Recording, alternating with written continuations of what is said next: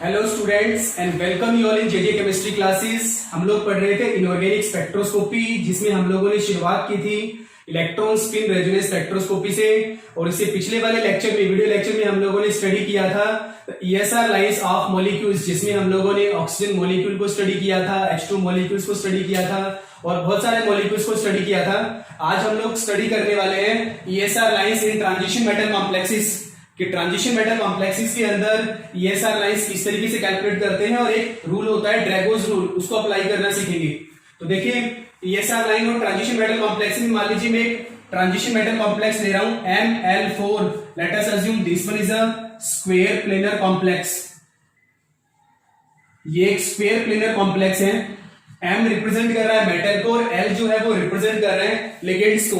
ठीक है, square planar complex है, तो आप किस तरीके से डिनोट करेंगे? आप लाइक दिस, ये लिगेंड स्पीशीज है। ठीक है, these are electron pair donor. आप इसको इस तरीके से रिप्रेजेंट करवा सकते हैं। देन बेसिकली देखिए, इस टाइप के क्वेश्चंस को सॉल्व करने के लिए अगर आपको कोई भी मेटल लिगेंड कॉम्प्लेक्स दे रखा है तो आपको लिगेंड और मेटल की स्पिन की वैल्यू गिवन मिलेगी।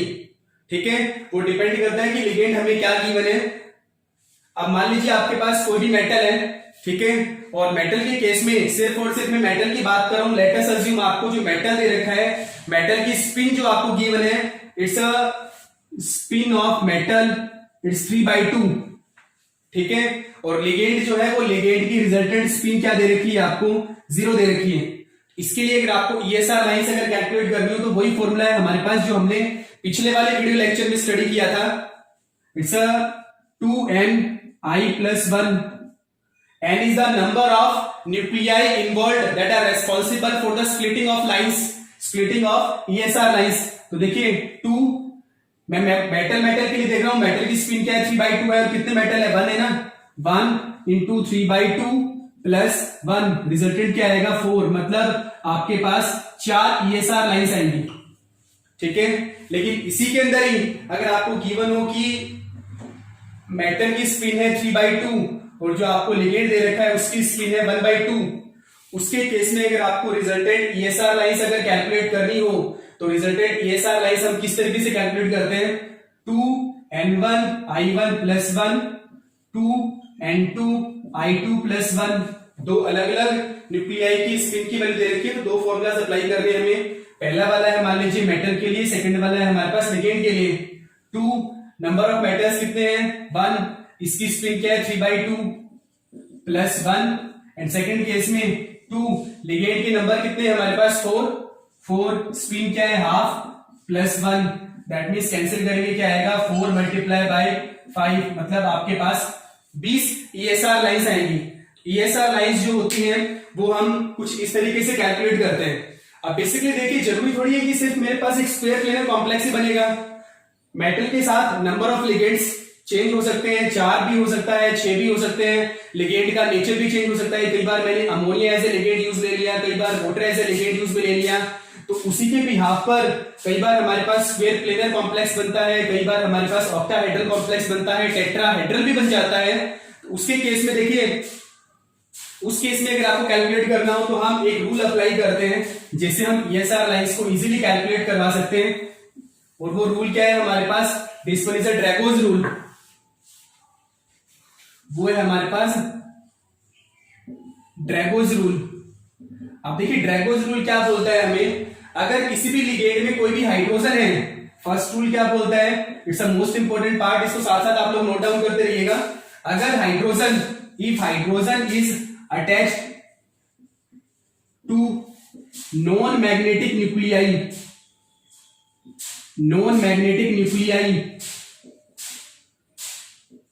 ठीक है, then it will participate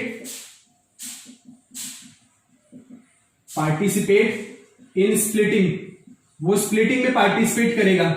और दूसरा केस क्या है? if hydrogen is attached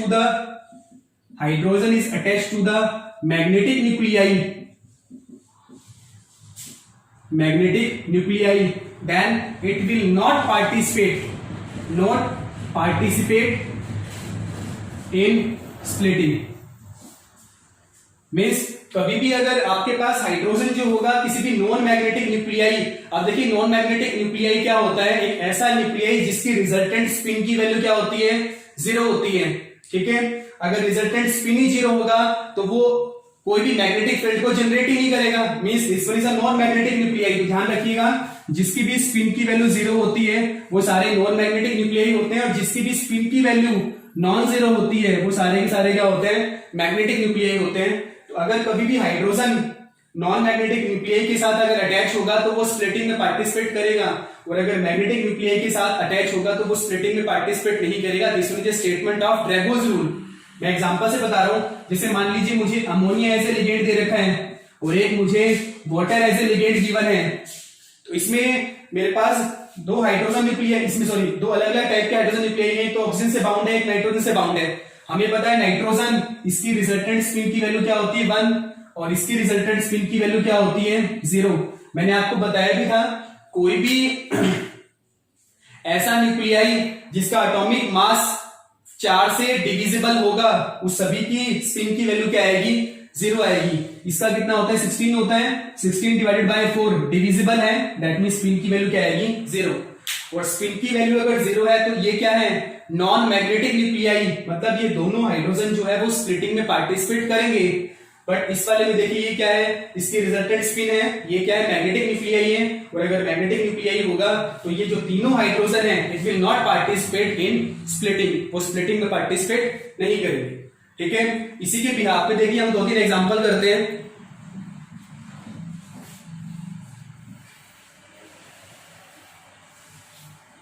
देखिएगा, एक मेरे पास कॉम्प्लेक्स है 2 पॉजिटिव, और एक मेरे पास कॉम्प्लेक्स है टाइटेनियम का कॉम्प्लेक्स है, इट्स अगेन 2 पॉजिटिव। ठीक है, इसके केस में देखिए कैसे करेंगे, मैं एक बार इसकी स्ट्रक्चर ड्रॉ कर रहा हूं।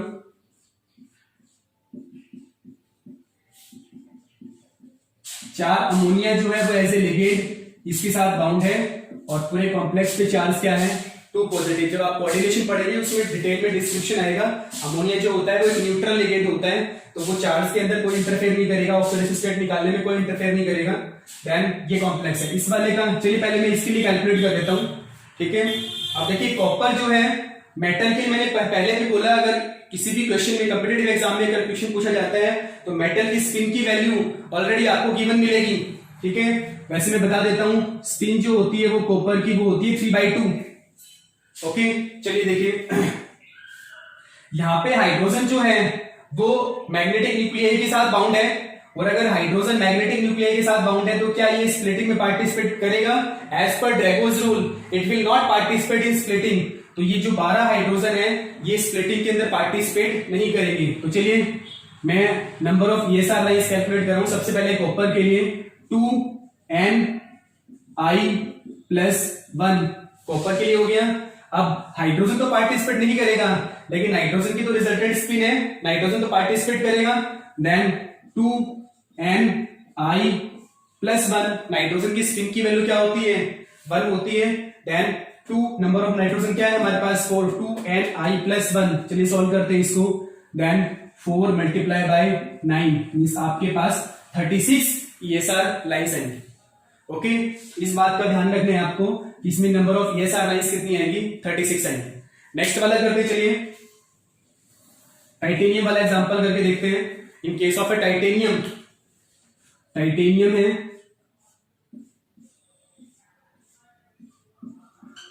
6 hydrogen as a 6 water molecule जो है वो एज ए लिगेंड अटैच है, और पूरे कॉम्प्लेक्स पे चार्ज क्या है आपके पास 2 positive.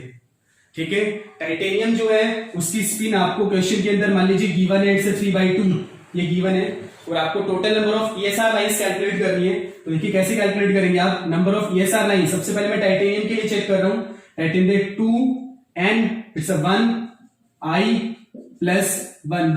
Is it clear? Okay, oxygen जो है ये एक नॉन मैग्नेटिक न्यूक्लियाई है, क्योंकि एटॉमिक मास है 16 4 से इजीली डिविजिबल है, मींस इसकी रिजल्टेंट स्पिन की वैल्यू क्या है आपके पास 0 है। And it's a non magnetic nuclei, और अगर हाइड्रोजन नॉन मैग्नेटिक न्यूक्लियाई के साथ जुड़ा होगा तो वो स्प्लिटिंग में पार्टिसिपेट करेगा। तो नंबर ऑफ हाइड्रोजन कितने हैं आपके पास 12। Then into 12 into half plus 1। Okay, चलिए कैलकुलेट करते हैं। 13 कैलकुलेट करते हैं 4, इट्स 52। आपके पास टोटल ESR लाइंस जो आएंगी वो total number of ESR lines कितनी आ रही है आपके पास? 52 आ रही है। ठीक है, इस तरीके से हम ट्रांजिशन मेटल कॉम्प्लेक्सेस के अंदर नंबर ऑफ ESR लाइंस को कैलकुलेट करते हैं। अब बेसिकली देखिए, अगर हमें साथ ही साथ जॉन टेलर डिस्टोर्शन होता है जो हम कोऑर्डिनेशन केमिस्ट्री में पढ़ेंगे, बट मैं आपको एक ब्रीफ आइडिया दूंगा यहाँ पे छोटा सा थोड़ा सा, ठीक है, जिससे आपको number of ESR lines calculate करने में प्रॉब्लम नहीं आएगी। और साथ ही साथ अगर आपको नंबर ऑफ अनपेड इलेक्ट्रॉन अगर कैलकुलेट करना हो तो आप किस तरीके से कैलकुलेट करते हैं। तो सबसे पहले देखिए, अगर हमें जॉन टेलर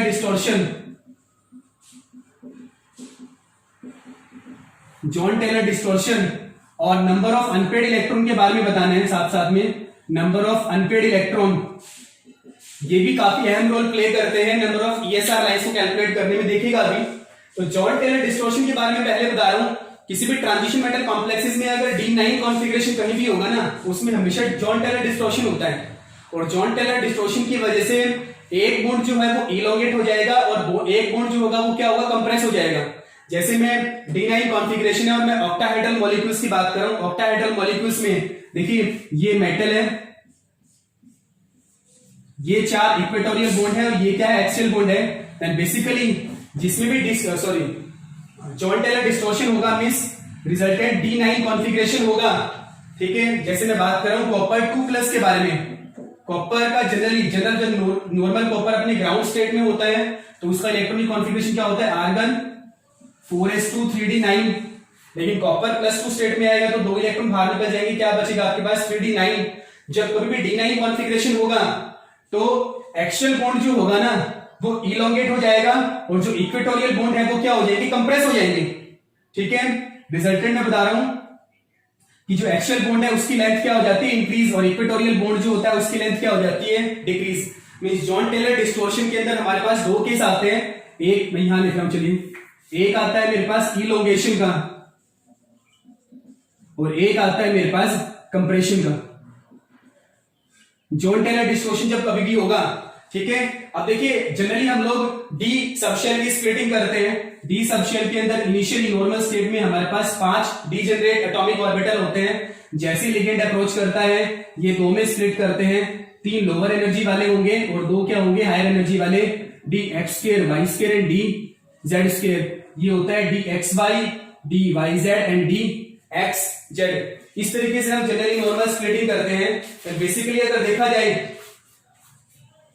इलोंगेशन की अगर मैं बात करूं, सबसे पहले मैं इलोंगेशन ले रहा हूं। इलोंगेशन के केस में जॉन टेलर डिस्टॉर्शन में जहां इलोंगेशन होगा, इलोंगेशन के केस में जो एनर्जी होगी अलग अलग एटॉमिक ऑर्बिटल्स के लिए, देखिए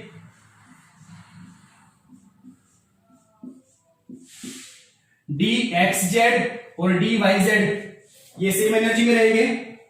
उसके बाद आ जाएगा dxy, उसके बाद आएगा dz2 और उसके बाद आ जाएगा dx2 y2। इसका डिटेल में डिस्क्रिप्शन जब हम कोऑर्डिनेशन पढ़ेंगे उसमें डिटेल में डिस्क्राइब करेंगे। बट अभी के लिए बस आप इतना जान लीजिए कि D9 कॉन्फ़िगरेशन होगा वहां हमेशा जॉन टेलर डिस्टॉर्शन होता है और जॉन टेलर डिस्टॉर्शन की वजह से आपके पास फर्दर एनर्जी डिस्ट्रीब्यूट होती है और एटॉमिक ऑर्बिटल की। इसमें आपने सिर्फ 2 ही एनर्जी लेवल स्टोर कर रखे हैं। यहाँ पे 4 अलग अलग एनर्जी लेवल्स आएंगे आपके पास। dxz dyz लोअर एनर्जी में है, उसके बाद dxy, उसके बाद dz2 और लास्ट वाली जगह क्या है dx2 y2। ये कब है, जब हम इलोंगेशन की बात करते हैं सॉरी जब हम इलोंगेशन की बात करते हैं। लेकिन जब हम कभी भी कंप्रेशन की बात करेंगे, कंप्रेशन के केस में देखिए याद करने का तरीका है, इसको लोअर एनर्जी में ले आओ, इन दोनों को हायर एनर्जी में ले जाओ। ठीक है, dxy आ गया लोअर एनर्जी में, देन dxz एंड dyz आ गया राइज एनर्जी में। इसको लोअर ले जाओ, इसको हायर ले जाओ, देन dx2 y2 आ गया और ये क्या आ गया आपके पास dz2। इस तरीके से आपको इलेक्ट्रॉन्स की फिलिंग कैसे करवानी है। मेरे पास D9 कॉन्फ़िगरेशन है, ध्यान से देखिएगा। D9 1 2 3 4 5 6 7 8 and then 9। जब कभी भी जॉन टेलर डिस्टॉर्शन होगा इलोंगेशन के केस में, अगर आपसे जनरली पूछ ले कि इलेक्ट्रॉनिक कॉन्फ़िगरेशन किस तरीके से आएगा, एंड dxz dyz में 2 इलेक्ट्रॉन है, dxy में 2 है, dz2 में 2 है, dx2 y2 में क्या है 1 है। वैसे अगर आपसे पूछ ले कंप्रेशन के केस में 2, 3, 4, 5, 6, 7, 8 एंड देन 9, इस तरीके से आपको जनरल इलेक्ट्रॉन का फीलिंग करनी है नॉर्मली। ठीक है, तो इस तरीके से हम ड्रैगोस रूल को डिफाइन करते हैं। अब हमारे मेन पॉइंट के ऊपर आते हैं। देखिए जॉन टेलर डिस्टॉर्शन या फिर हमें नंबर ऑफ अनपेड इलेक्ट्रॉन के बारे में बताना है और उसकी हेल्प से हम नंबर ऑफ ईएसआर लाइंस को किस तरीके से कैलकुलेट करेंगे वो ध्यान से देखना। मैं एक एग्जांपल से समझा रहा हूं, आई होप सो आपने ये नोट डाउन कर दिया होगा।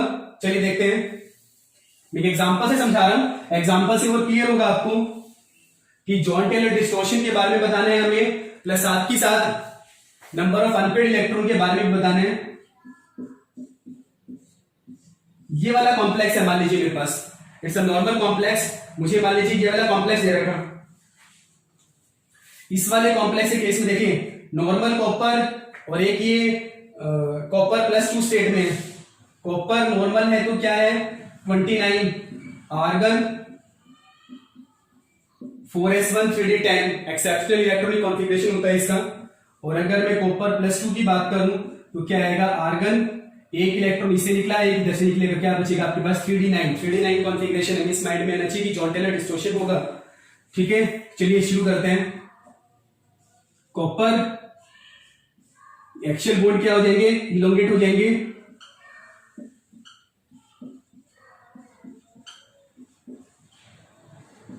ये वाली सिचुएशन आएगी आपके पास। अब देखिए ये वाले जो इक्वेटोरियल पोजीशन के ऊपर water molecule as a ligand present है, इसका इन्वायरमेंट अलग हो जाएगा, क्योंकि नॉर्मल स्टेट के अंदर जो लेंथ थी बॉन्ड की, चाहे वो एक्सियल हो चाहे वो इक्वेटोरियल हो, वो हमेशा कांस्टेंट फिक्स रहती है। इस वजह से उनका इन्वायरमेंट बिल्कुल सेम होता है। लेकिन जैसे ही जॉन टेलर डिस्टॉर्शन हुआ, ये जो इक्वेटोरियल बॉन्ड है वो क्या हो जाएंगे, कंप्रेस, और एक्सियल बॉन्ड जो है वो क्या हो गए, इलोंगेट। मींस इन चारों लिगेंड का बिहेवियर, केमिकल इन्वायरमेंट अलग है और इन दोनों लिगेंड्स के लिए केमिकल इन्वायरमेंट अलग है। तो उसके लिए चेक करते हैं। कॉपर, ये आपको गिवन है कि कॉपर के लिए स्पिन की वैल्यू क्या है 3/2। अब आपको number of ESR lines calculate करनी है। देखिए चलिए 2ni+1 से 2, कॉपर के लिए 1 है, आई क्या हो गया 3/2 + 1, 2ni+1 हो गया। ओके, सेकेंडली अब देखिए इनका इन्वायरमेंट अलग है और हाइड्रोजन जो है वो नॉन मैग्नेटिक न्यूक्लियाई के साथ अटैच है, इसलिए स्प्लिटिंग में पार्टिसिपेट करेगा। देन 2 n कितना है 8, i+1, okay. Then 2 again, sorry 2, अब देखिए 4, उनका इन्वायरमेंट अलग है, 2n i+1। सॉल्व कीजिए शाबाश। 4 × 9 × 5, आई थिंक 180। आपके पास ईएसआर लाइंस कितनी आती है, यहाँ पे 180 आती है। इस तरीके से आप लोगों को ईएसआर लाइंस कैलकुलेट करनी है। ठीक है, ड्रैगोस रूल की हेल्प से। और आपसे कई बार पूछ सकता है कि number of unpaired electron calculate करो, तो आप नंबर ऑफ अनपेड इलेक्ट्रॉन भी बता सकते हैं। इसमें number of unpaired electron that will be 1। ठीक है, अभी मैंने बताया था आपको ड्रॉ करके, इसे पिछले वाले पॉइंट में जब हम जॉन टेलर डिस्टॉर्शन करते हैं उसकी केस में। ठीक है, इस तरीके से आपको कैलकुलेट करना है। चलिए हम और एग्जांपल लेते हैं। और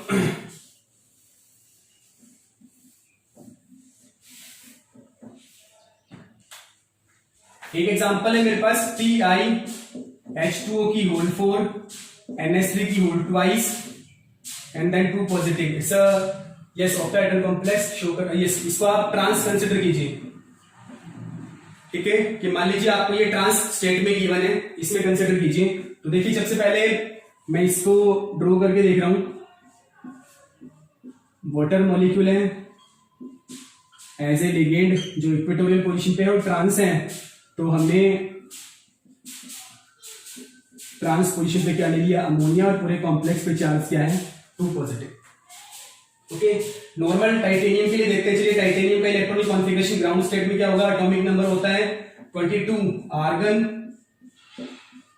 4s2 and 3d2, I think ये yes, for argon 4s2 and 3d2 इस तरीके से है। और जब टाइटेनियम आपके पास +2 स्टेट में है, तो उस केस में क्या आ जाएगा, argon 3d2, means unpaired electron कितने हैं आपके पास 2 है। ठीक है, और इसके अंदर नंबर ऑफ ईएसआर लाइंस के केस में आपको जो टाइटेनियम के लिए स्पिन की वैल्यू दे रखी है, this one is 3/2।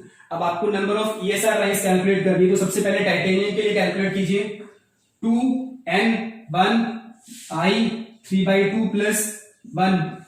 Okay, then सबसे पहले चलिए हम इक्वेटोरियल पोजीशन वाले के लिए ले रहे हैं। हाइड्रोजन नॉन मैग्नेटिक से जुड़ा हुआ है, that means it will participate in splitting 2 into 8 into half plus 1।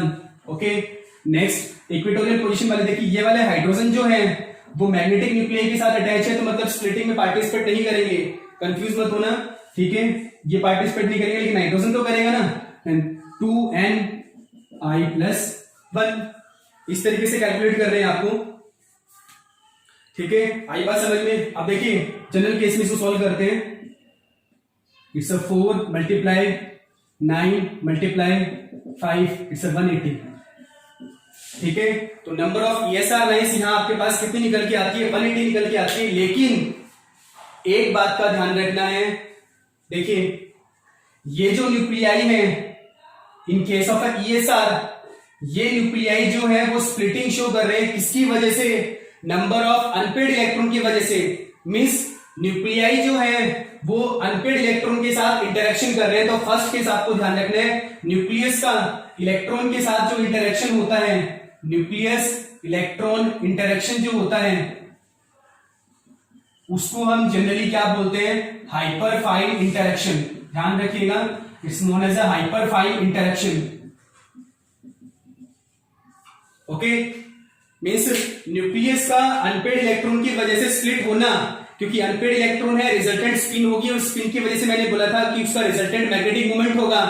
Electron के मैग्नेटिक मूवमेंट की वजह से पास वाले न्यूक्लियाई का स्प्लिट होना, this one is known as a hyperfine splitting. Okay, then sorry hyperfine interaction, और पास वाले न्यूक्लियाई का स्प्लिट होना उसे हम बोलते हैं हाइपरफाइन स्प्लिटिंग, ठीक है। और कितनी स्प्लिटिंग है, कितनी कम है, कितनी ज्यादा है, उसको हमारे पास एक कांस्टेंट होता है A, जिसे हम जनरली बोलते हैं हाइपरफाइन स्प्लिटिंग कांस्टेंट। इसकी वैल्यू से डिफाइन करते हैं, ठीक है। हाइपरफाइन स्प्लिटिंग कांस्टेंट की वैल्यू जितनी ज्यादा होगी वो उतना ही ज्यादा क्या होगा, स्प्लिट होगा। जैसे मैं अमोनिया की बात कर रहा हूं, वैसे समझना आप, मैं अमोनिया की बात कर रहा हूं, अमोनिया में नाइट्रोजन है, उसकी भी रिजल्टेंट स्पिन है, हाइड्रोजन है, उसकी भी रिजल्टेंट स्पिन है। अगर नाइट्रोजन के लिए हाइपरफाइन स्प्लिटिंग कांस्टेंट की वैल्यू ज्यादा है, मींस नाइट्रोजन पहले स्प्लिट होगा, उसके बाद हाइड्रोजन की स्प्लिटिंग को शो करना है आपको, ठीक है। इस बात का ध्यान रखना है हमें कि न्यूक्लियस जो है वो अनपेड इलेक्ट्रॉन के साथ इंटरेक्शन शो कर रहा है। और यहां टाइटेनियम में हमने क्या देखा है, अभी टाइटेनियम में हमने क्या देखा है, नंबर ऑफ अनपेड इलेक्ट्रॉन कितने हैं, 2। तो ये वाली जो ESR लाइन आई है, it is due to for the 1 unpaired electron, वो एक अनपेड इलेक्ट्रॉन के लिए आई है, और यहाँ अनपेड इलेक्ट्रॉन कितने हैं, 2 हैं। तो total number of ESR line कैसे कैलकुलेट करेंगे, 180 multiply by 2 is equal to the 360। ध्यान रखिएगा इस बात का, total number of ESR line in this complex will be 360। वो कितनी आएगी, 360 के इक्वल आएगी, ठीक है। चलिए इसको समझने के लिए हम एक एग्जांपल और करते हैं। एक एग्जांपल और करते हैं, चलिए मैं एक क्रोमियम का कॉम्प्लेक्स ले रहा हूं,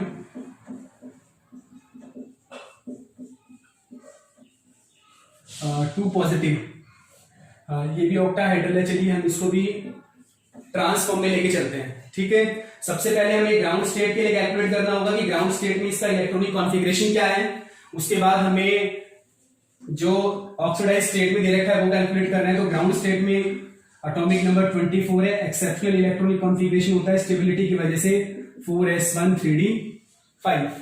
ओके, क्रोमियम की स्टेट में, क्योंकि ये दोनों क्या है, न्यूट्रल एलिमेंट होते हैं, क्रोमियम किसमें है, +2 स्टेट में। देन क्या आएगा आपके पास, आर्गन, सॉरी 4s में एक इलेक्ट्रॉन निकला, 3d में निकला, क्या बच गया आपके पास 3d4, ठीक है। और मींस हमारे पास नंबर ऑफ अनपेड इलेक्ट्रॉन कितने हैं, ऐसी स्प्लिटिंग करते हैं जब लिगेंड अप्रोच करता है तो 1 2 3 एंड 4, 3d4 है, 3 लोअर एनर्जी में है, एक हायर एनर्जी में, means number of unpaired electron कितने आते हैं हमारे पास, 4 आते हैं, ठीक है। नंबर ऑफ अनपेड इलेक्ट्रॉन कितने हैं हमारे पास, 4। पहला केस तो हमें ये कैलकुलेट करना है। उसके बाद देखिए जब आप इसका स्ट्रक्चर ड्रॉ करते हैं, क्रोमियम ट्रांस स्टेट में है, वाटर जो एज ए लिगेंड है वो इक्वेटोरियल पोजीशन को ऑक्यूपाई करेगा, एक्सियल पोजीशन पे लिगेंड कौन ऑक्यूपाई करेगा, अमोनिया ऑक्यूपाई करेगा, और पूरे कॉम्प्लेक्स पे चार्ज क्या गिवन है आपके पास 2 पॉजिटिव, ठीक है।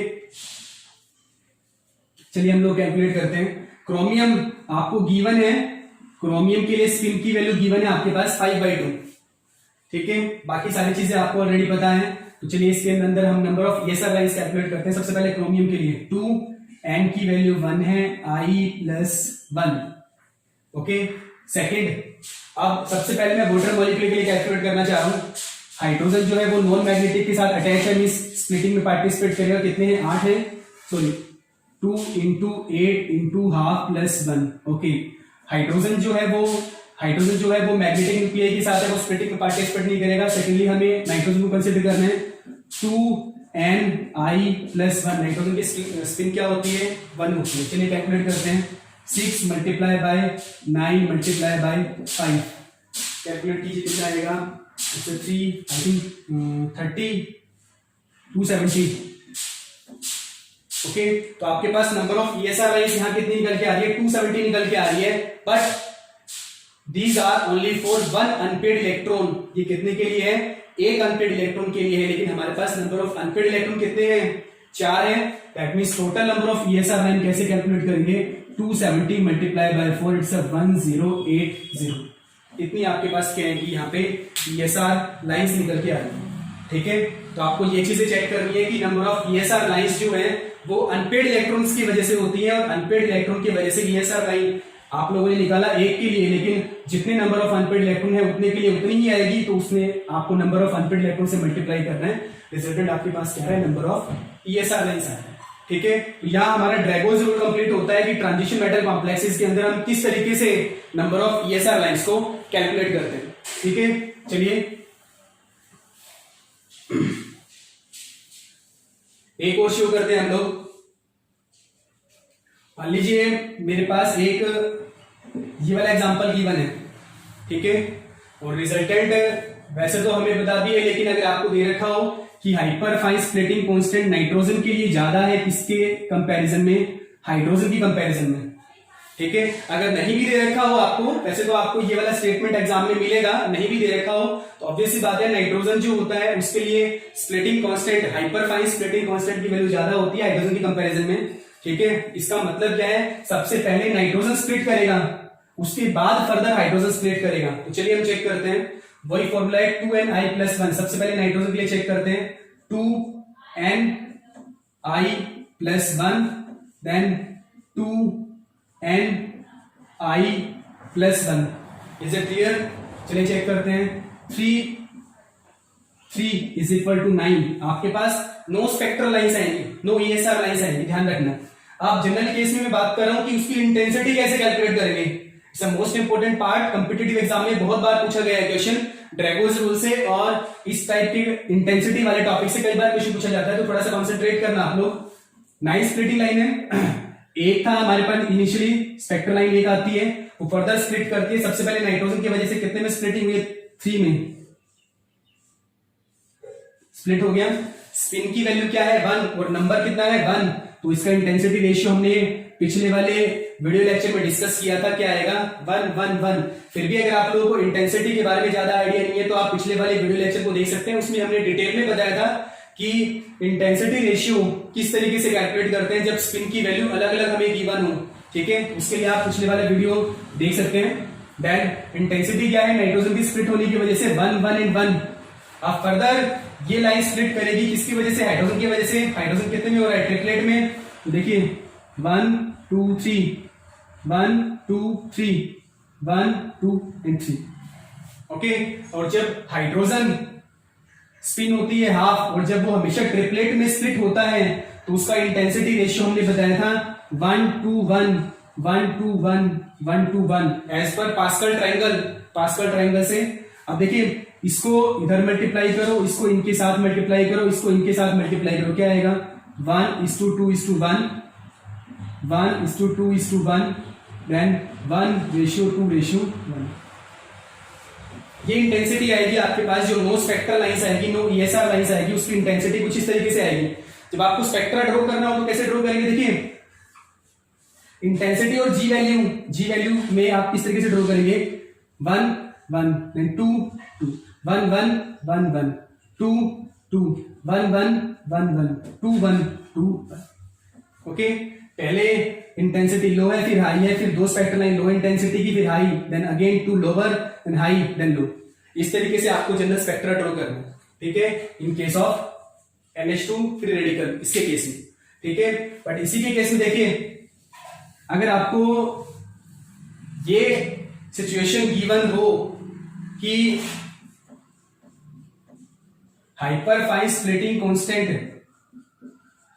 जो है that is a double of the hyper fine splitting constant of hydrogen, ये अगर गिवन हो, या फिर जनरली आपको गिवन हो कि हाइपर फाइन स्प्लिटिंग कांस्टेंट जो है वो तो है 20 मिली टेस्ला, या फिर चलो 40 मिली टेस्ला दे रखा है आपको, ठीक है, और हाइड्रोजन के लिए आपको गिवन है इट्स 20 मिली टेस्ला। बात तो यही हो गई ना, या तो आपको ऐसे दे रखा हो, या फिर हाइपर फाइन स्प्लिटिंग कांस्टेंट आपको ये दे रखा हो कि नाइट्रोजन के लिए हाइपर फाइन स्प्लिटिंग कांस्टेंट है 40 मिली टेस्ला, और हाइड्रोजन के लिए आपके पास क्या है 20 मिली टेस्ला। तो देखिए मींस नाइट्रोजन के लिए स्प्लिटिंग ज्यादा है, तो सबसे पहले देखो, sorry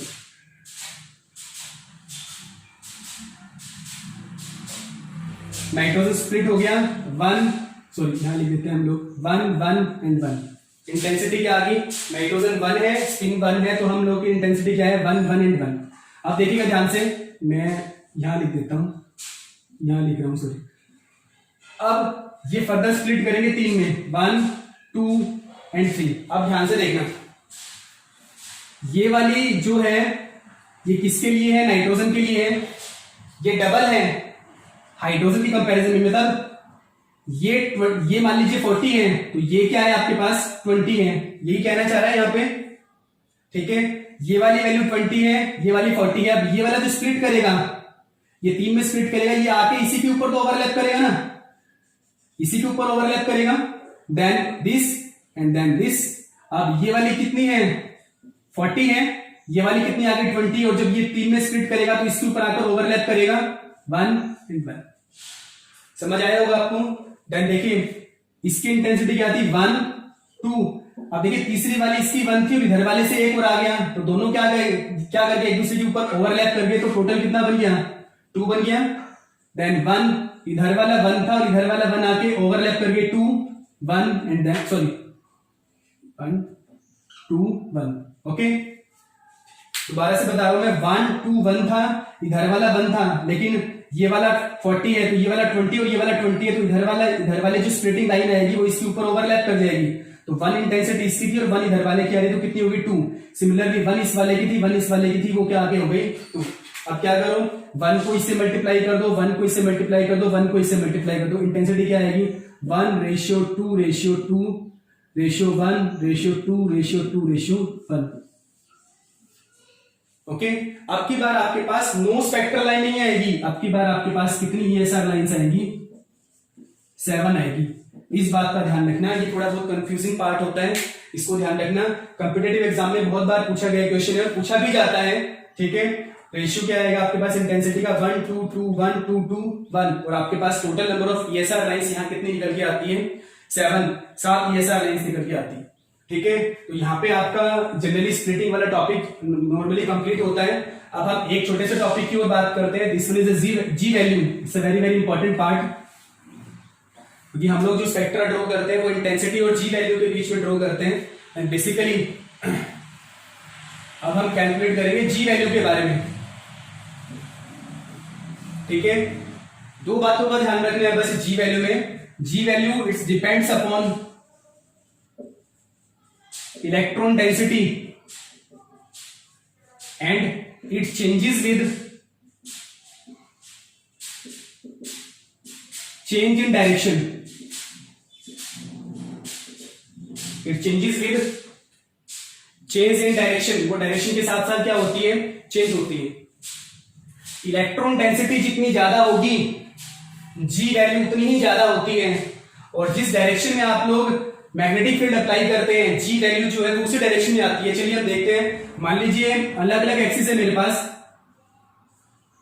x axis, y axis and z axis, and let us assume electron density जो है ना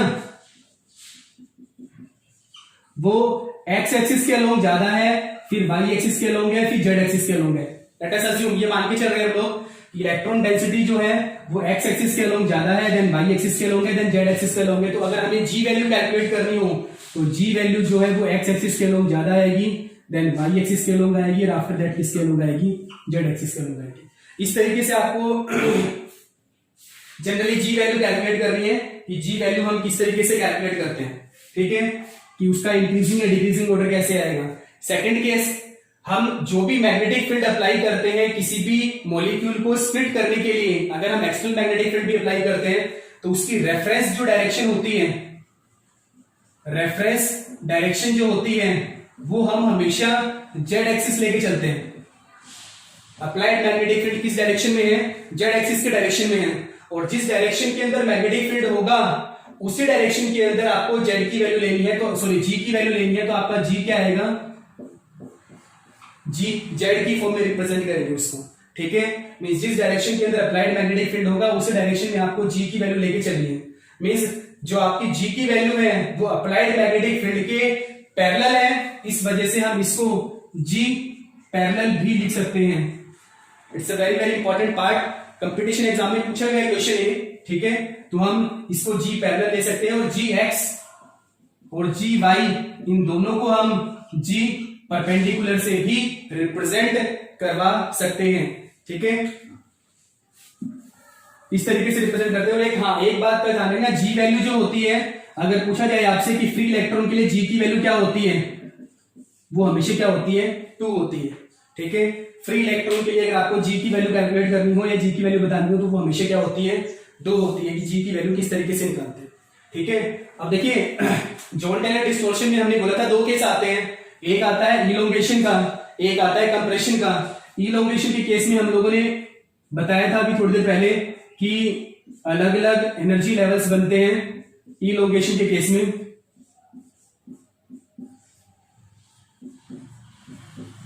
इलोंगेशन की बात कर रहा हूं मैं यहाँ पे D X Z and D Y Z, D X Y, D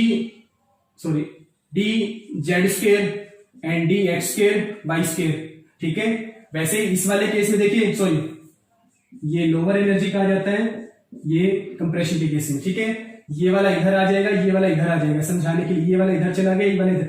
ये कंप्रेशन के लिए एनर्जी लेवल्स है अलग अलग ऑर्बिटल्स के, ये वाले इलोंगेशन के लिए है, ठीक है। और अगर मैं D9 जॉन टेलर डिस्टॉर्शन के अंदर 2 केस आते हैं, और जॉन टेलर डिस्टॉर्शन कब होता है, जब D9 कॉन्फ़िगरेशन होता है। देखिए 1 2 3 4 5 6 7 8 9, 1 2 3 4 5 6 7 8 9, ठीक है।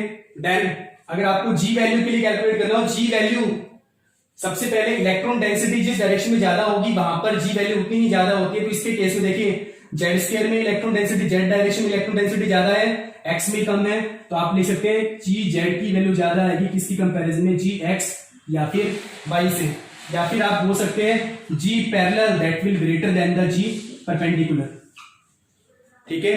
जी पैरेलल की वैल्यू ज्यादा आएगी किसकी कंपैरिजन में, जी परपेंडिकुलर की वैल्यू की कंपैरिजन में, ठीक है। और इस वाले केस में देखिए ये एक्स स्क्वायर वाई स्क्वायर है, कंप्रेशन की बात करें तो एक्स स्क्वायर वाई स्क्वायर में इलेक्ट्रॉन डेंसिटी ज्यादा है, जेड स्क्वायर में कम है, देन जी एक्स और जी वाई की वैल्यू ज्यादा आएगी किसकी कंपैरिजन में, जी जेड की कंपैरिजन में। और जी एक्स वाई को हमने किससे रिप्रेजेंट किया था, जी परपेंडिकुलर से, और ये क्या है आपके पास, जी पैरेलल, ठीक है।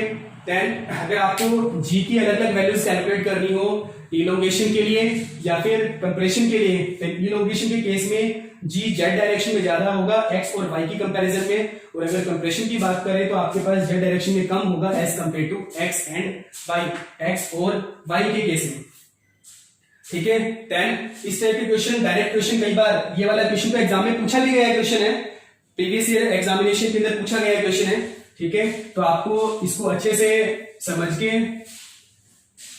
सॉल्व करना है, ठीक है। अब मैं आपको एक दो बातें बता रहा हूं, just note down this, it's a reminder. मैं रिमाइंडर डाल रहा हूं आपके पास कि आपको ये वाले पॉइंट्स जो है ना वो आपको नोट डाउन करने हैं। अगर मान लीजिए आपके पास कोई भी सैंपल है, if any sample is in gaseous phase और लिक्विड फेज, या फिर आपको कोई भी अमोर्फस सॉलिड दे रखा है, उसके केस में अगर जी वैल्यू पूछी जाए gx is equal to gy is equal to gz, इसको डायरेक्ट याद रखना है आपको, ठीक है। gx is equal to gy is equal to gz होता है। And second case, it's a first point, it's a very very important. Second case, अगर आपको क्रिस्टलाइन सॉलिड दे रखा है, सॉरी क्रिस्टलाइन सॉलिड दे रखा है आपको, और क्रिस्टलाइन सॉलिड के केस में एक दे रखा है आपको कायरल मॉलिक्यूल, एक दे रखा है आपको अकायरल मॉलिक्यूल, मींस एक दे रखा है आपको कायरल सॉलिड और एक दे रखा है आपको अकायरल सॉलिड। इसके केस में देखिए क्या कर रहे हैं, gx is equal to gy is not equal to gz, ठीक है। और इस वाले केस में gx is not equal to gy is not equal to gz। Okay, याद रखने का सबसे सही तरीका है, इसमें सारे इक्वल होते हैं, नेक्स्ट वाले में यहां पे नॉट इक्वल करो और नेक्स्ट वाले में यहां दोनों पे नॉट इक्वल कर दो। ये तीनों इक्वल है, यहाँ पे नॉट इक्वल किया, यहाँ में इन दोनों के अंदर क्या कर दिया, नॉट इक्वल कर दिया। ये वाला जो पार्ट है ये डायरेक्ट पूछ सकता है एग्जाम में, इस वजह से मैंने आपको एक नोट करके बताया कि इसको आप लोग रिमाइंडर की तरह याद रखिए, ठीक है। देन अगर आपके पास सैंपल गैस, लिक्विड और अमोर्फस सॉलिड है तो तीनों वैल्यू सेम होती है, और अगर जब आपके पास क्रिस्टलाइन सॉलिड होता है तो आपके पास जी वैल्यू किस तरीके से आती है, ठीक है। तो ये तो था हमारा ईएसआर स्पेक्ट्रोस्कोपी के बारे में कि ट्रांजिशन मेटल कॉम्प्लेक्सेस के अंदर किस तरीके से आप लोग ईएसआर लाइंस कैलकुलेट करते हैं, देन ड्रैगोस रूल कैसे अप्लाई करते हैं, और जॉन टेलर डिस्टॉर्शन का क्या इफेक्ट होता है। तो इसी के साथ हमारा ईएसआर स्पेक्ट्रोस्कोपी कंप्लीट होता है। आई होप सो आप लोगों को सभी को समझ में आया होगा। Thank you so much for watching this video.